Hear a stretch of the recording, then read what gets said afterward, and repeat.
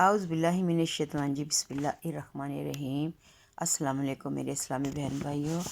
اچھا، آپ کو کیا حسد اور رشک میں فرق معلوم ہے؟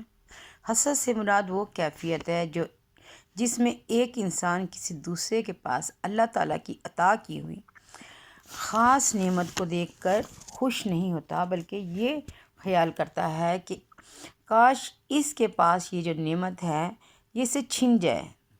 لیکن دوسرا شخص اگر ایک شخص کسی کو دیکھ کر یہ خیال کرتا ہے کہ یہ نعمت ہے دوسرے شخص کے پاس، کاش میرے پاس بھی ہوتی، یہ ہے رشک۔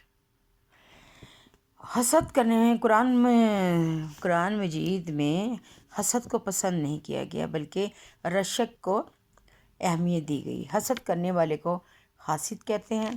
ارشاد باری تعالیٰ ہے اور حسد کرنے والوں کے شر سے جب وہ حسد کرنے لگے۔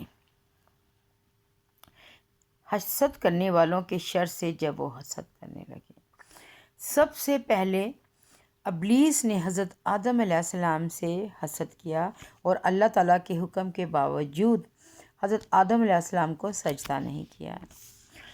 اسی طرح جو شخص کسی اپنے مسلمان بھائی کے فن، ہنر یا دولت، ثروت یا کسی منصب کی وجہ سے حسد کرتا ہے، وہ ابلیس کے پیروکاروں میں شمار ہوتا ہے۔ نبی پاک صلی اللہ علیہ وسلم نے فرمایا، حسد سے بچو۔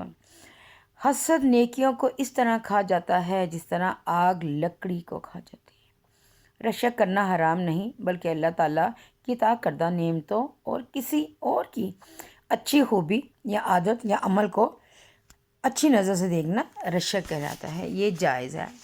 نبی کریم صلی اللہ علیہ وسلم نے